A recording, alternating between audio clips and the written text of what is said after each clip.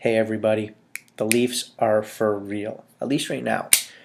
After beating the Detroit Red Wings in the first half of their home-and-home series, second game will take place Saturday. The record, they now set at a 16-9-3 record, which puts them 4 points clear of the Boston Bruins for the first wildcard spot in the Eastern Conference.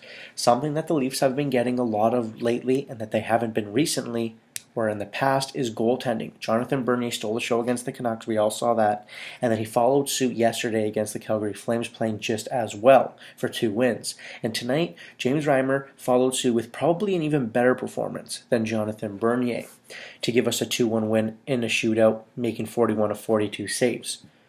Is James Reimer now somebody that, obviously the conversations are going to start again where James Reimer should be playing more. Is James Reimer capable of being a good starting goaltender? No, probably not in my opinion. I think he's now accepting the fact that he could be a good number 2 goalie, a good backup goalie that provides confidence and a spark off the bench when players are tired on the second half of a back-to-back like they were tonight. It's really good to see a goaltender like Reimer who's always confident, he's always so happy about life, play the way he did because, he's somebody who needs the confidence.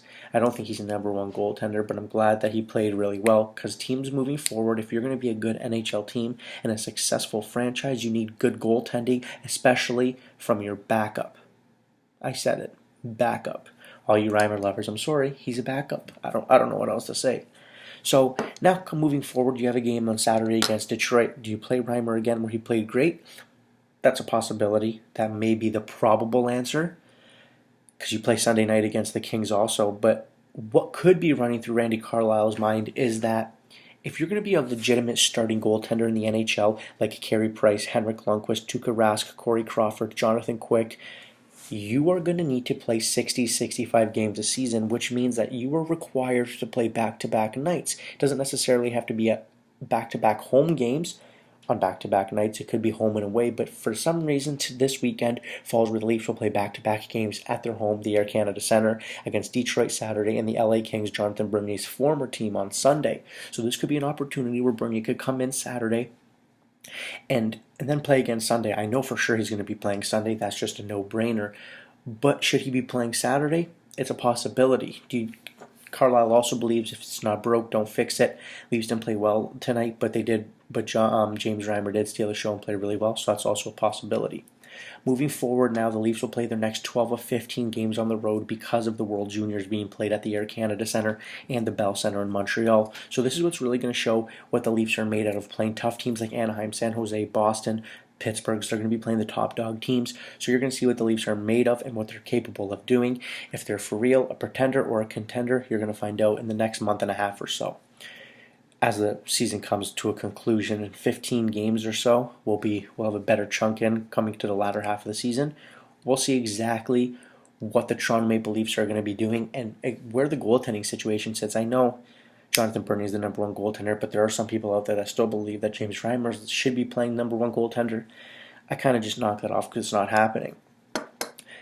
Now, sticking to the Maple Leafs, other than wins in games, there's been trade rumors. Darren Dreger has reported that the Leafs have been in conversation with the Arizona Coyotes, about defenseman Keith Yandle. Now, for those of you who don't watch Phoenix play that much because of the time zone change, and especially for those who are in Toronto playing local time, the Leafs are trying to get a guy like Keith Yandle, which is huge. Keith Yandle is a great defenseman who can put up points. He's great on the power play, and he's a really good shutdown type defenseman. So if you think you're going to get away with giving away something that's not very significant, it's not going to happen. Jake Gardiner is going to be in the deal, I'm assuming. Also maybe a draft pick, maybe a Nazem Kadri type player, Joffrey Lupul. I'm trying to think of what type of things the Phoenix Coyotes will need to move forward, and they need a little bit of everything. They need some defense, they need some offense. Mike Smith has been struggling, but we know what he's capable of doing, so goaltending isn't a situation really too much there.